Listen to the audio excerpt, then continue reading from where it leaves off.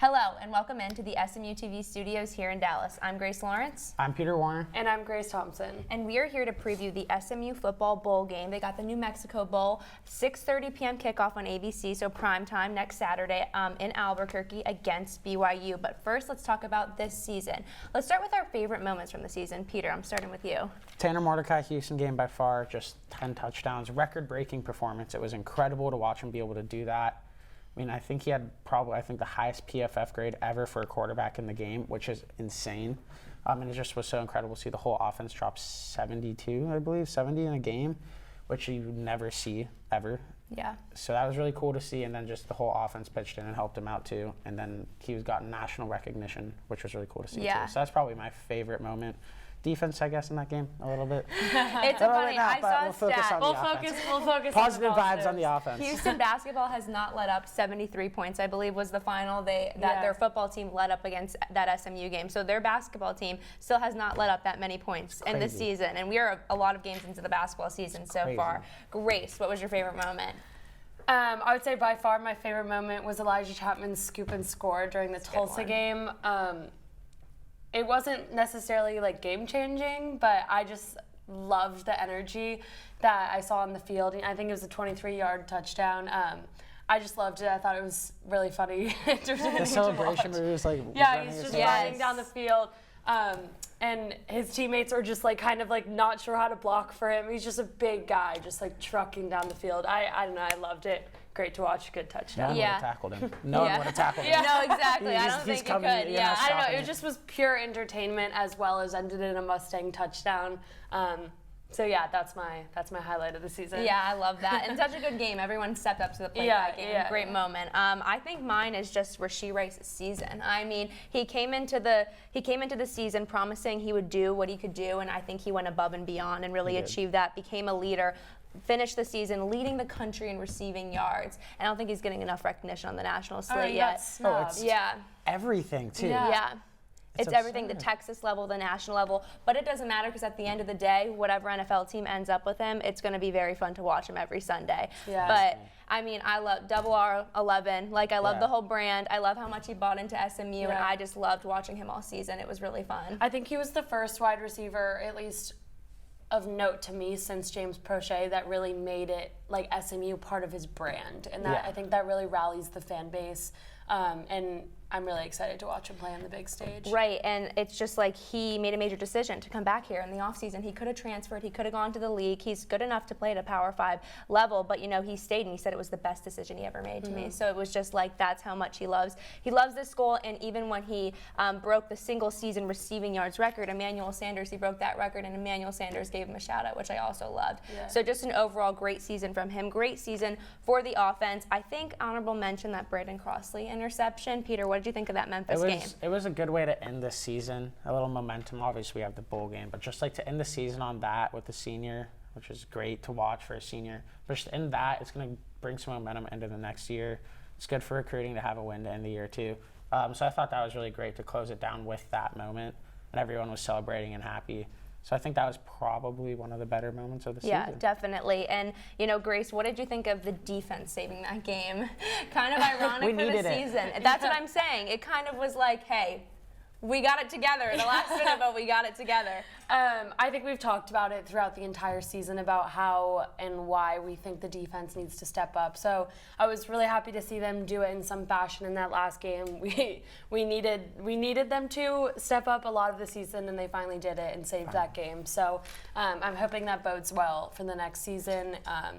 As we see, they've been committing a lot of defensive players and recruiting. So I'm optimistic for the defense going forward from that one. Yeah, and Rhett Lashley ends the season 7-5. This is the best record. 1983 is the last time a coach did this well. Now that was the Pony Express days. A first-year coach, yeah. Exactly, and he is a first-year head coach just in general. So what did you enjoy seeing from Rhett this season? How great was it that he got a record above 500 to end the season? Pretty good bowl game too. My favorite aspect is the fact that you can tell how much he's grown as a head coach, and his play calling has gotten so much better, because I remember we, throughout the year, had some issues with the play calling. Yeah. I was not very happy about it at all, at all. But I think by the end of the year, as the season progressed, you saw a lot better play calling. especially on those 3rd and short and 4th down plays, because he's a passing quarterback. He's great on, long yardage situations, but to see him in those short yardage situations, kind of learn how to manage that as a head coach has been, I think, very good and my favorite aspect. Now let's get him to get the defense going, and we're set. I mean, Lee Corso says it, the games in November are the ones you remember. And in November, they won 3 games for the first time in a long time. So, Grace, how good was it to see them finish a season strong, not finish the season 1-4 like last year? I mean, from as far as I can remember my time at SMU, November is the month when the student body kind of forgets that it's football season. Because we just don't win. So I think it was nice, especially as a senior, to kind of finish out my last football season on a high note and kind of remember those games. And also I love that Rhett Lashley is such a coach on and off the field. I mean, even when players have announced they're entering the transfer portal, I've seen him and his wife commenting, "We love you on and off the field. We're proud of you," even though they're leaving the program. So I just think that he has such a supportive structure that he's laying for the team, and that's going to definitely we're going to see that play out in the next couple of years. Yeah, definitely. Something else that happened this past week, the Gary Weber End Zone Complex, they broke ground on it. It'll be done by, hopefully, the 2024 season, the beginning of that. How big is an $100 million addition to finish that stadium, along with all the amenities it includes? I mean, just the amenities alone for recruiting and all we're going to be able to show potential recruits with that coming in, I think it's going to make a huge difference. And for potential of moving to a Power 5 level, you got to have the best facilities to be at that type of level. And this is bringing us up there. We got the new practice facility. We're showing that we deserve to be in a top conference. And players are going to notice that too. And they love to see investment in programs, because that means they're going to get investments in them, which I think is going to be very good. And just in general, it's going to be really cool for SMU as a whole to kind of, I love the grass, but I think it's going to be kind of nice, like, student section will probably look a lot better on TV, to be completely honest. Instead of everyone kind of crammed into To be that fair, we spread only out. have, 8,000 undergrad, I think. I know that the last game of the year was pretty tough, but it was tough at most schools that aren't state schools, true. because none of us really live near when we're going to go home for Thanksgiving. But yeah, so they're going to finish up that end zone. It looks great from the street. I really like the street view of it. It looks really professional, really good. Let's look into the bowl game. So, as of right now, every big name is kind of playing in it. Tanner is playing in it, as far as we know. I mean, by now, you pretty much would have made your announcement, I believe. Rashee's playing in it. It almost seems like Rhett is trying to be like, man, you played a whole season on broken toe. Like, you don't need to play that much. But Tanner has a few broken ribs, I believe, too. So that'll be interesting. But it seems like they're not done yet. I mean, Rashee's quote to I believe it was the Dallas Morning News was, "I'm not done playing with my brothers yet," which I just absolutely love and really shows how dedicated he is to the team. Yeah, no, I know. And then so they're going to play BYU. It seems like I heard from members of the media over at BYU that they were thinking that many players weren't going to play. They were going to opt out, get ready for the draft, but that's not the case, including Jaron Hall, their quarterback, who is a star. This season, they underachieved. They were riddled with injuries just like us, a pretty similar storyline there. They also just hired a new DC, Jay Hill. He is a longtime BYU fan when he was growing up. So, again, they had a lot of defensive woes as well. It looks like it's going to be a shootout, but who knows with a new defensive scheme? You don't really know. You can't really practice for a brand new DC that's going to step in. So what are you thinking about the game? I mean, it's going to be a lot of offense. That's what I say every week, I feel like, but it just ends up happening. I think it's going to be tons of offense. This Jay Hill guy's coming in from Weber State. So they'll have some sort of film on him because we'll see what he did positionally there at Weber State. Right. So it's, I think, not as scary as people are kind of expecting. But I think it's going to be Tanner and Rashi are really going to try and show out because they're going to try and improve their stock potential draft stage. style. I agree. So I think we're going to see a lot from those two, and Rhett's going to kind of put a focus on those two because he wants to get a lot of reps in for them on the national stage. And I think BYU is going to do the same exact thing with their offense. I'm probably not going to see much defensively on either side, especially with the new coordinator. He's not going to know these players. It could end up just like the Houston game. That'd be awesome. That'd be fun. But I think it's going to be just honestly just touchdowns and upon touchdowns. Yeah, I mean, seems pretty on brand. A name we haven't talked about yet, which is shocking, is Tyler Levine. What he did at the running back room, we talked about it for the first 5 or 6 games. Someone needs to step up. They're obviously throwing the ball. They need somebody to just step up to the plate and do their job. And their whole mentality all season was next man up. We talked about the injuries, but Tyler Levine just showed out this season ever since that Tulsa game you brought up. So what did you enjoy most from him stepping up to the plate? I mean, he's just an absolute wrecking ball, and that's just been really entertaining to watch. I saw a stat that he scored 9 touchdowns this season over his 2. I think he scored 2 last season, 5 the season before, and 1 the season, his freshman season. So just obviously that stat shows how clear he's really stepped forward, but I think it's definitely entertaining to watch and has obviously amplified our offense to have a run game at all, and a pretty strong one at that.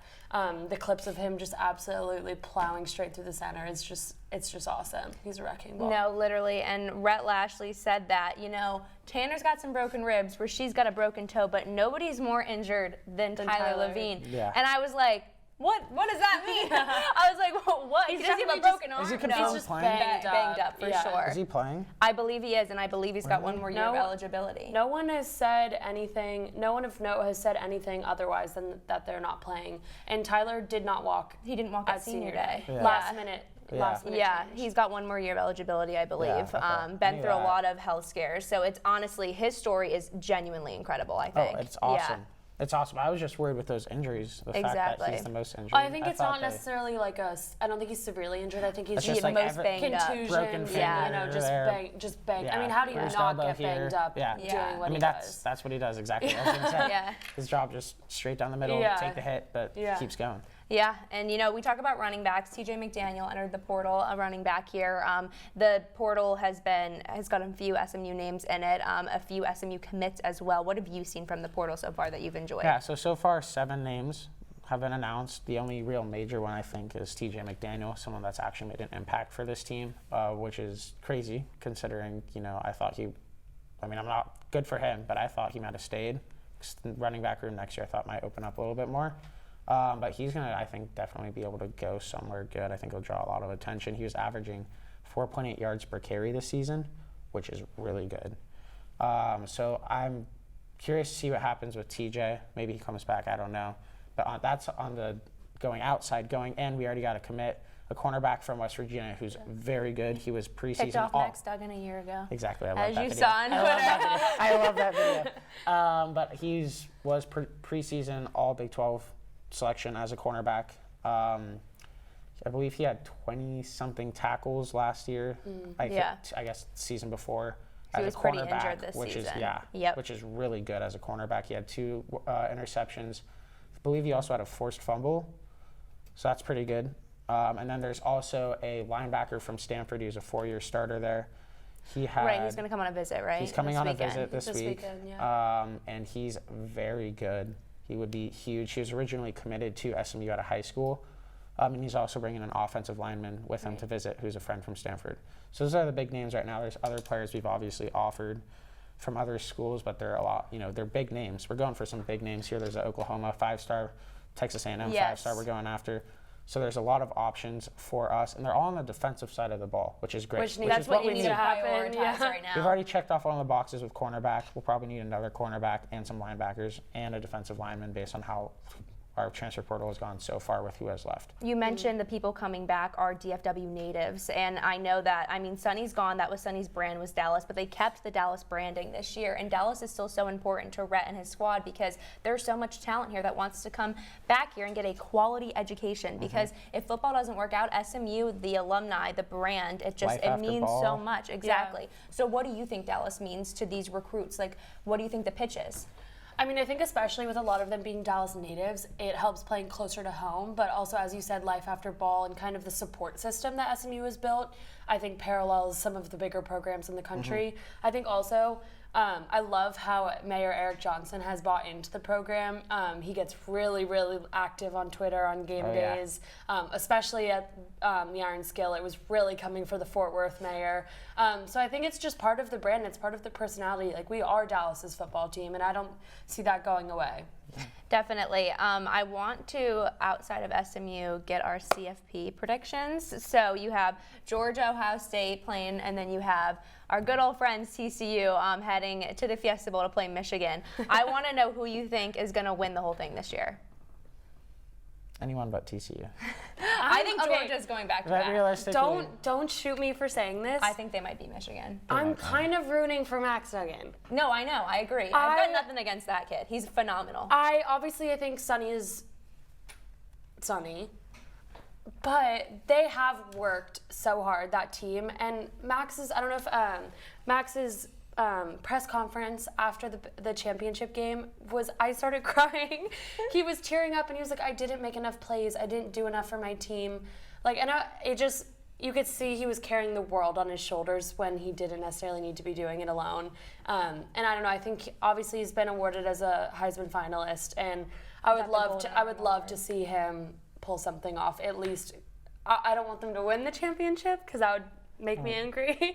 But I think Max Duggan's not done yet. Yeah. Okay. No, it was interesting. I had K-State winning that game because K-State's just a bugaboo, like Utah was for USC this season. K-State was that. They almost lost to K-State earlier in the season. Yeah, so, I mean, it's just, and it was a sea of purple from both sides there. So it was, and it was just not a good fourth down call, in my opinion. It was not a good last possession call. I don't know if you necessarily kick a field goal there, but I don't like that they went for the same play like 4 straight times. Yeah. But I agree with you. The Max Duggan's story, from heart surgery to what he's doing and just the yards he runs. Heisman finalist too now. Even he started the season as a backup QB. He did. Yeah. Came in versus Colorado. Just the fact that he resurged to QB1 and now is a Heisman finalist, leading his team to the college football playoffs, which is something none of us would have anticipated at the start of the season. I mean, just gonna say it, we held on to them for a little bit of time. I had Tanner Mordecai as the better quarterback that game, so that's probably my worst take ever, I think. We might have been the closest team against them. Like, at least there's 3 teams. It's been us, Baylor, and Kansas State that have been close with them all year. Yeah, I mean, Kansas's quarterback went out, so. Same with Kansas State when they first played Same with Spencer Sanders, same with Oklahoma. They've caught a few breaks, but 4 they're making times. the best out of it. That's true. Sometimes you need some luck. And I like when someone shakes up the college football playoff. It just so happened to be SMU's rival. Yeah, that's one thing. That's Exactly. How about predictions for the bowl game? I cannot predict on it because I will be in Albuquerque reporting on the game. Okay. So technically not supposed to make a prediction, but I think you can probably guess where I would lean, as always. Okay, awesome. How about you? I mean, I'm going to say SMU. I'm never going to not say SMU, but it'll be an interesting game. Yeah, it really will. I've got SMU, but if Jaron, I didn't know Jaron Hall was going to play, but it looks like he's going to play now. And when he runs the offense, That's scary. It's going to be a shootout. I'm just happy this is the first bowl game we've actually played in. Yeah.